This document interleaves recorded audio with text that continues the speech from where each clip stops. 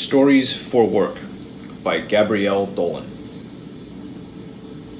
In Stories for Work from 2017, Gabrielle Dolan explains the effectiveness of a powerful story and how business professionals can harness this tool to communicate ideas, motivate employees, persuade clients, and achieve goals.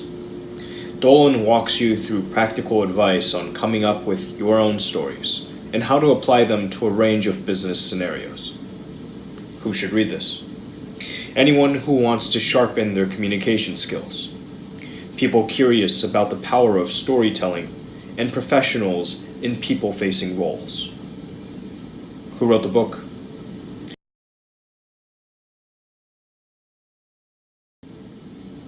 Who wrote the book? Gabrielle Dolan is an author, educator, and keynote speaker specializing in authentic leadership and compelling storytelling.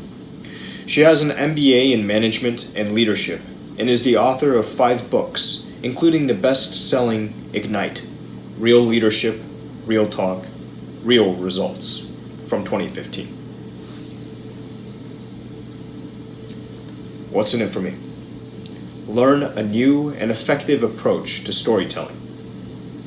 We're surrounded by stories every day. We read them in books, listen to them on the radio, and watch them come to life on TV. But where do stories and business intersect? We don't usually associate these two concepts with each other, but we should. Storytelling is our most effective and authentic form of communication. A good yarn sparks emotional connections between people, and the powerful cognitive effects of stories have been proven in scientific studies. This makes storytelling the perfect candidate for business communication. Need to nail a presentation? Start with a story. Need to inspire a coworker? Do it with a story. What about closing that sale or securing that job at an interview? You got it. Stories give you an edge. The truth is, the world of work has hundreds of situations in need of a terrific tale. In this book, you'll discover how to find stories of your own and, crucially, how to craft them for maximum effect. In these blinks, you'll learn how science backs up the art of storytelling, what you can learn from the movie Titanic, and why vulnerability is a key element of storytelling. Storytelling is an ancient art, but businesses are just beginning to understand its potential. At some point in your career, you've probably sat through a dull PowerPoint presentation. Numbers and stats roll endlessly across the slides, and like a saturated sponge, your brain stops absorbing new information. You're not alone. This is an embarrassingly common phenomenon in business. Luckily, there's a powerful remedy: storytelling. Storytelling is an ancient antidote to a modern problem. It has been used as a communicative device since historical records began. The ancient Greek author Homer, for instance, completed the Odyssey thousands of years ago. The story was originally composed as an epic spoken-word poem passed down verbally from generation to generation, and was used by the Greeks to teach cultural values and preserve a common identity. Another example is Dreamtime storytelling, an ancient indigenous Australian cultural practice. Here, indigenous elders would harness the power of storytelling to teach children about the Dreamtime, a primordial time in indigenous mythology when the spirits created the land, people, plants, and animals. But fascinating history aside, can storytelling really be relevant to the world of work? Well, whether it's for an individual or an organization, storytelling is still the most effective and authentic method to deliver a message or communicate an idea. All you have to do is apply its methods to a business situation. Take Australia's postal service, Australia Post. With the steady increase in online shopping in recent years, traditional mail transactions are in rapid decline. As a result, in 2015, Australia Post revamped its organization and brought in new company values. To instill these values into their vast workforce, the company created a 2-day storytelling event called The Grapevine. Attendees were asked to come ready to share a personal story relating to one of the company's new values. The impact was remarkable. After The Grapevine, agree responses to the survey question, "I can confidently explain our Australia Post Group shared values," jumped from 50% to 97%. The fact and figure-heavy business world is desperate for authentic and story-filled, engaging leaders. Great stories provoke emotions, and science backs this up. From a child's bedside to the campfire to the conference hall, a well-narrated story seems to possess a magical quality. But there isn't any magic involved, just a whole lot of science. Stories are effective communicative devices because they trigger reactions in our brain that excite our emotions. And these emotions are no laughing matter. Human beings are innately emotional creatures with a supercharged capacity to feel. These feelings are naturally stimulated by a great story, but how does this process work? Well, both the author and science journalist Daniel Goleman think that the neocortex, the area of the brain responsible for higher cognitive functions, is the reason why we have such potent emotions. The neocortex, through countless neurological pathways, shares a close relationship with the emotional centers of the brain. This relationship goes into overdrive when we listen to a story. We start to combine words with logic and emotions with sensory images, constructing a vivid mental picture. It's this close relationship, as well as the way our brains process stories, that makes stories so powerful. Similarly, the neuroeconomist Paul Zak has described how, during storytelling, the trust hormone oxytocin is released, just like it is when we hug another person or shake hands. Oxytocin is like a green light inside the brain. It indicates safety and security. But there's another scientific reason that explains why stories are so powerful, and it builds on the first. Storytelling is an effective influencing technique. This is because emotion, not logic, drives our decision-making process. Think about listening to a salesperson. You're often trying to decide something. Should you buy from her? Trust her? Respect her? Salespeople usually try to persuade us through rational arguments, like the pros and cons of a specific product. But in reality, we often base these decisions on our emotions, then use logic to back them up.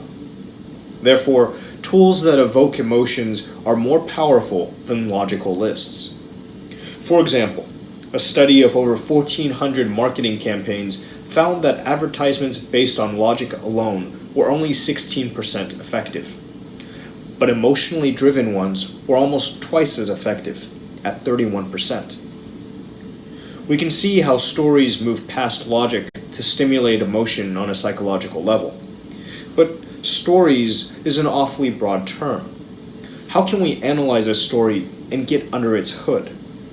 And what are the different kinds of stories? The next blinks answer these questions. You need to master 4 types of stories for business, and the first 2 are tragedies and triumphs. Think back to the movie Titanic. Remember how it made you feel. Now think about The Wizard of Oz. At the end of each, you should remember feeling 2 very different emotions. What you've experienced are 2 types of stories, tragedies and triumphs. Like Titanic, a tragedy revolves around the disaster. These disasters come in different sizes, ranging from grave catastrophes right down to trivial blunders based on regret. But tragedies aren't just for Hollywood screenwriters. They're used in many different contexts, like business. For example, Scott Mansell, a regional HR manager at Australia Post, used a tragic story to highlight the usually mundane subject of health and safety. Scott's wife couldn't ride a bike, so one Christmas he bought her one. Her first time out on the bike, though, she reached a corner and didn't know how to react. Scott kept shouting, "Turn! Turn!" But after she crashed and cut herself, he realized the stupidity of his advice. She didn't understand how to turn. But how does this relate to work? Scott used this story to highlight a similar workplace situation. At work, you often assume your colleagues know how to keep safe. After all, they know the company, premises, and equipment. In reality, though, your colleagues are the least safe when you assume they're always aware and can take care of themselves. We should never make assumptions about people's safety, and this story helped Scott illustrate exactly why safety is important and why it's everyone's responsibility. In contrast to tragedies, triumph stories focus on success and celebration. They don't always have to spotlight the speaker either. Your repertoire should include stories about helping others triumph, or even the wider community. Consider the healthcare company, Bupa. After several acquisitions, it almost doubled its workforce, giving it the perfect chance to develop a new set of company values. Implement them. Bupa used a storytelling event. There, the head of strategy, John Rizzo, shared a great story of triumph that spotlighted his mother, who worked with disabled children. John detailed her 5-year battle to fund a groundbreaking sensory room for the children, a place that allowed access to only 1 sense at a time. John's mother succeeded, and he remembers mealtime conversations turning from frustrated rants to success stories. This story was an example of passion and selflessness, the new core values for Bupa.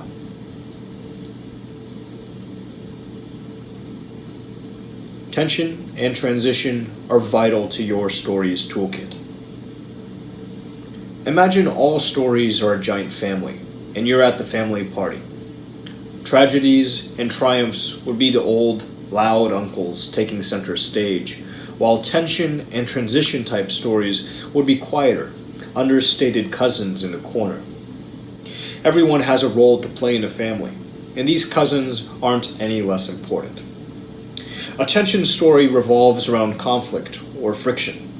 This could be interpersonal, perhaps a clash of personalities tale, but the most effective tension stories describe situations where your values or behavior were questioned. Consider the story of Jonathan Snelling, a senior product manager at Australia Post. On a family road trip around New Zealand, one of the car's tires suddenly deflated, and Jonathan struggled for an hour to change it. Though he was offered help several times, Jonathan always refused. Back in the car, his 8-year-old son asked him why he had snubbed all the well-intentioned passers-by. Jonathan pondered the reasons, and understood his pride had blinded him from accepting help. He realized that his 8-year-old son had taught him a lesson about humility. It took courage to share such a story with his coworkers, but it shows that Jonathan is self-aware and respectful of others' opinions. A different type of story is a transition. These focus on major life changes and are great for communicating skills like bravery, flexibility, or resilience. Unlike other story types, where everyday events can turn into powerful stories, transition stories should focus on key transformations in your personal or professional life. But remember, transition stories shouldn't sound like an autobiography. Make sure you focus on the emotions you felt during these transitions, such as anxiety or excitement. One transition story with a real-world impact comes from Rose McCarthy, an Australian HR manager. When Rose immigrated to Ireland with her husband, she applied for a medical receptionist role despite having no experience in the field. This was brought up during her job interview, so she used the tale of her immigration as a concrete example of her determination and willpower. She reasoned that If she was strong enough to uproot and adapt her life for the sake of her family, she had enough power and motivation to train for a new role and succeed. 2 weeks later, Rose got a call. She was hired.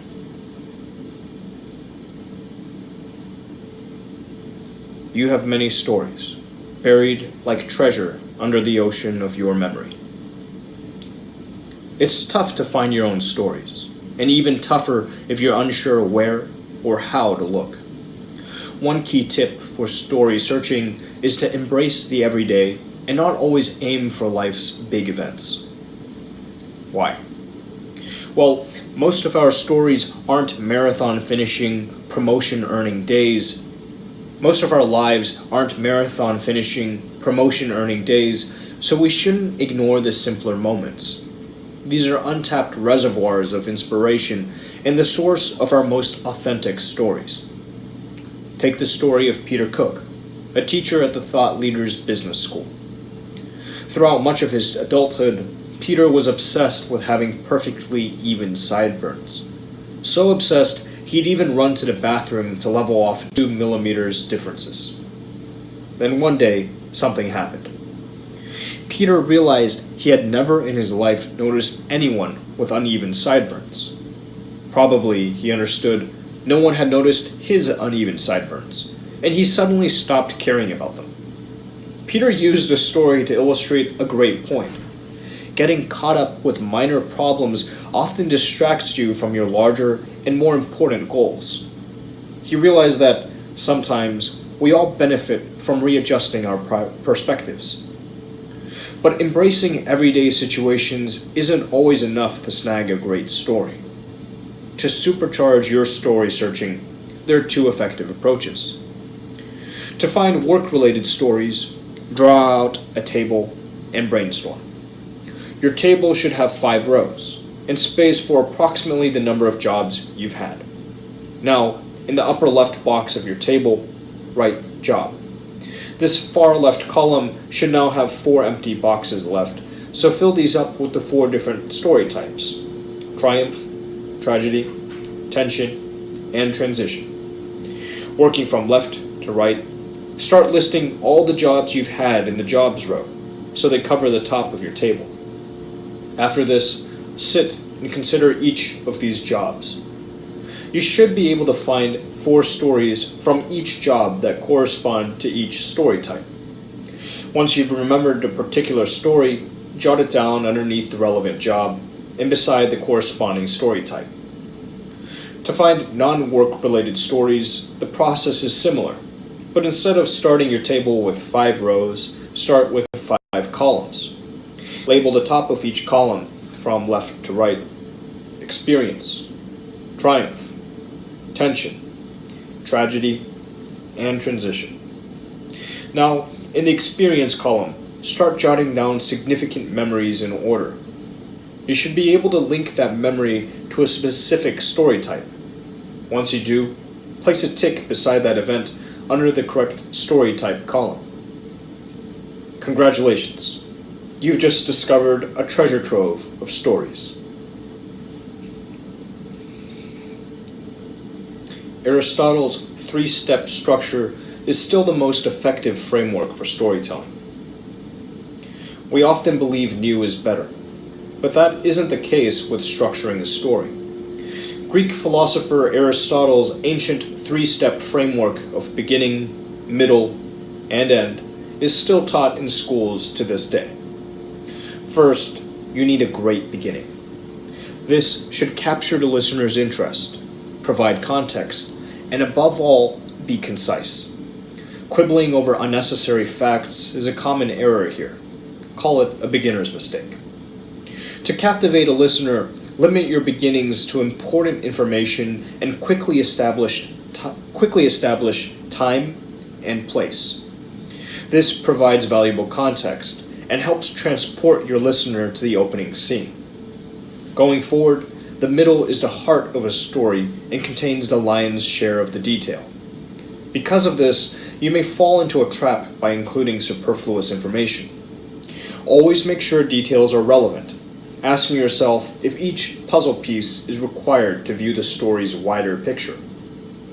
Also, avoid overloading the listener with facts and figures, since too much logical data obstructs emotional connections. Emotional connections can be cultivated by, for instance, naming your main characters. It humanizes your protagonists, building trust and empathy. Next, ensure your ending is tight and effective.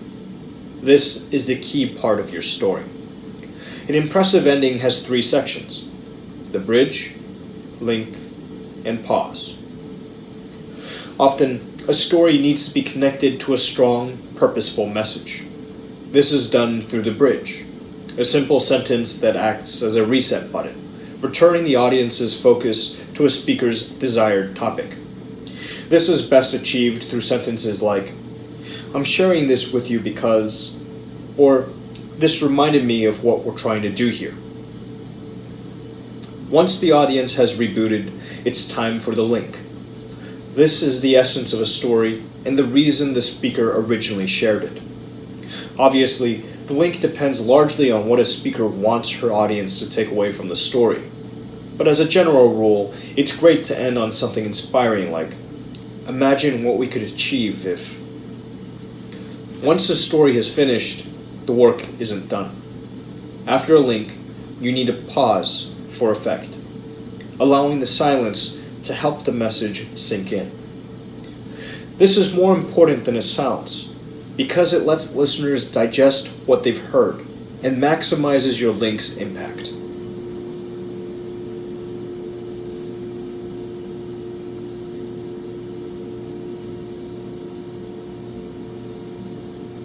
Powerful stories are succinct, well practiced, embrace vulnerability, and use humor sensibly.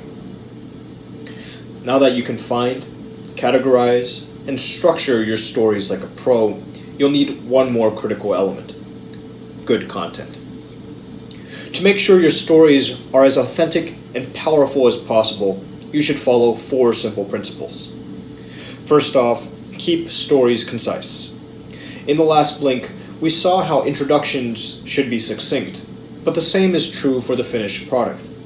Nothing dampens the mood like verbosity. As a rule of thumb, stories for business should take between 1 and 2 minutes to narrate.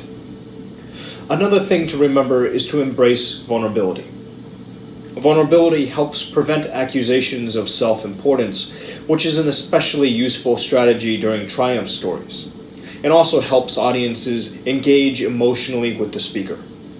Showing and sharing vulnerability takes a lot of courage, but it's hugely rewarding and effective. Take Brené Brown's TEDx talk, The Power of Vulnerability, a beautifully moving talk that is among the top 10 most viewed TED Talks of all time. So, vulnerability is a powerful storytelling device, but what about humor? Well, think of it like a chainsaw. It's a powerful tool, but used incorrectly, it can become dangerous. People often use humor to add character and flair to their stories. When used intelligently, such as to introduce humility during triumph stories, it's a valuable cog in the storytelling machine. When done badly, though, it can ostracize the audience. It follows, then, to always avoid racism or sexism, and understand that political humor often divides an audience. If humor is the loud chainsaw, then what's the reliable secret weapon? It's not so surprising. Practice. Practice is often overlooked, but it's the glue that holds a mesmerizing story together. Have you ever listened to a captivating orator sweep the stage, their audience hanging on their every word? If so, woo! If so, you've probably thought they're natural, but that's not true. Their enchanting style is the fruit of hard work, dedication, and practice.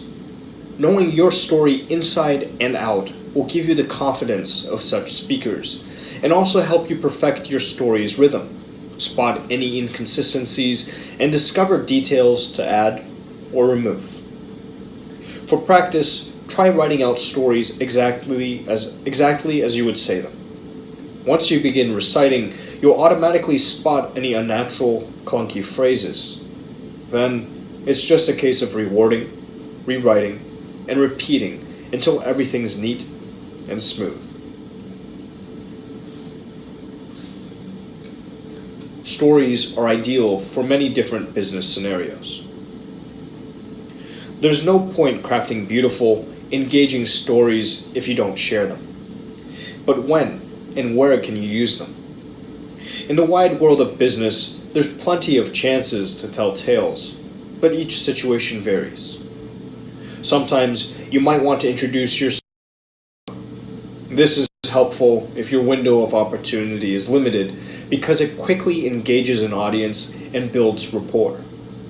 For instance, you might want to share a story at the very start of a presentation. It's in these critical opening moments when audiences decide if they'll listen or detach and scroll through their social media feeds on their smartphones.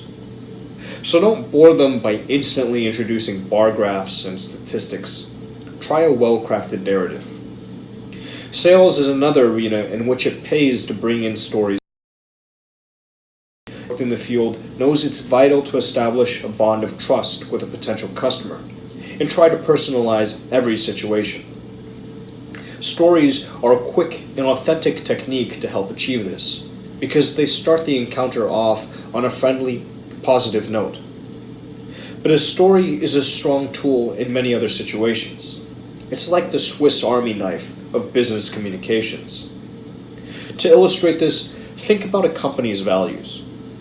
What do values mean if no one takes them seriously, or if they aren't implemented to drive company-wide decisions? Often, they're tacked onto a mouse pad or coffee cup and forgotten. But values should be the cornerstone of any company. To achieve this, you can harness the power of the grapevine. The grapevine is an informal, hidden network of stories passed between employees. These stories are often negative, but you can influence the grapevine by deliberately introducing stories that reflect your company's values. Stories are also an excellent way to represent your personal brand. This is a combination of what you do, what you value, and how you communicate these aspects. This personal brand can be shaped by the stories coworkers share about you in your absence, and these, in turn, are directly influenced by the stories you share with them. By taking control of the stories you share, you take control of your personal brand. You can't control the grapevine, but you can certainly influence the stories that are fueling it. It's essential to pivot and adapt your stories to suit every scenario. Imagine you're on an airplane, staring out the window. There's a heavy turbulence, and you're watching the wing of the plane bend and sway in the tumult. What is it? Why does it do that? Why is it not strong and rigid? Well, if wings had no flexibility, they'd snap clean off. It's the same situation with your stories. You need to be flexible and pivot. And this doesn't just mean changing specific details of stories to fit new situations. The key here is having a variety of stories. A common error emerges when someone perfects one or two stories, congratulates themselves, and becomes complacent. This leads to trouble because reaching for the same story at every crucial business moment is tiresome and will make you seem like a broken record. Even worse, people will begin to think, "Here we go again." To avoid this, always keep your toolbox full of stories and always search for new ones. These can come at any time, like when the author was getting her hair cut. She accidentally double-booked her appointments and suddenly needed to leave as early as possible. To help, her stylist dried her hair with 2 hair dryers in each hand. she quickly realized she had come upon the perfect story about excellent customer service. Being able to pivot also means considering your medium and context. Although oration is a great medium for stories, writing is an equally effective medium.